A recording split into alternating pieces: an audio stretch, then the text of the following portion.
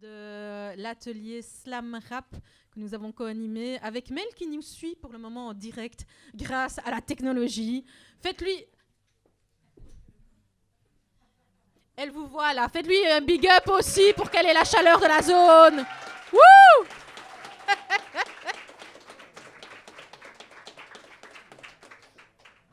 Je la remets ici dans son coin pour qu'elle puisse suivre.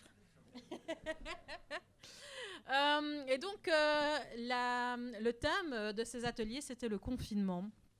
À mon tour maintenant de vous partager un texte sur le sujet.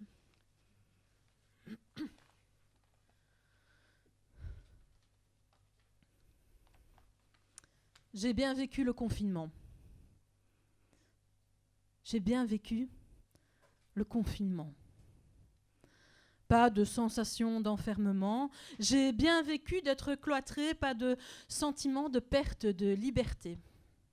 Je sortais quand je voulais, pour une course au supermarché ou un jogging, un coup de fil à une copine.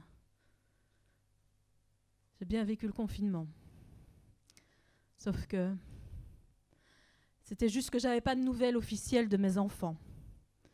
Et pas possibilité de déposer plainte. Évidemment. J'ai bien vécu ce confinement et pour cause, moi, le confinement, je l'ai vécu pendant 15 ans. 15 ans. Le vrai confinement. Une autorisation pour tout ce que tu fais. Une autorisation pour tout ce que tu fais. Même une course au supermarché, même le tour du quartier, jamais seul, toujours accompagné. Une autorisation pour tout ce que tu fais.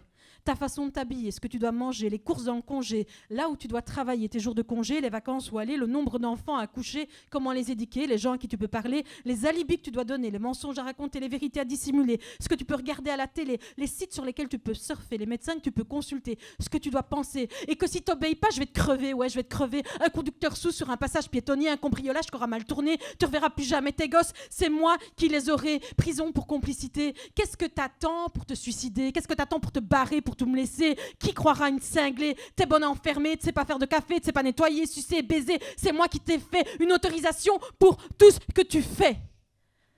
Pas possibilité de passer un coup de fil à ta famille, à une amie, besoin d'une autorisation pour tout. 15 ans de confinement.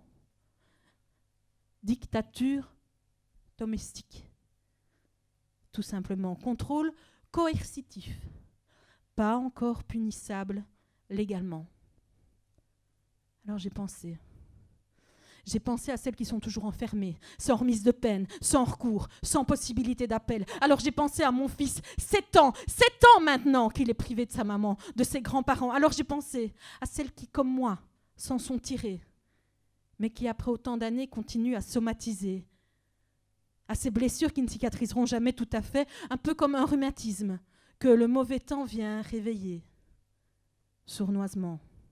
Alors, j'ai pensé à ces nuits à cauchemarder, à ces jours où tu n'as plus la force de te lever, à ces bêtes films qui te font chialer, qui te font hurler, Seigneur, Seigneur, pitié, pitié, rends-moi mon bébé, je voudrais juste le serrer dans mes bras, juste une fois avant de crever, qu'il sache que je l'ai toujours aimé, à la justice qui me fait gerber, à ces gens qui te croient cinglé, à ces médecins qui te disent « C'est nerveux, madame, ça va passer.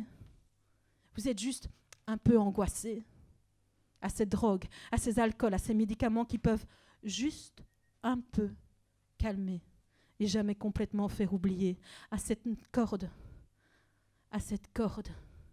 qu'il serait si facile de nouer, à mes parents, à mes enfants, aux gens qui m'aiment et qui me disent de ne pas abandonner, à Dieu qui me donne la force de continuer. J'ai bien vécu ce confinement, jusqu'à ce qu'il me pète à la gueule, évidemment.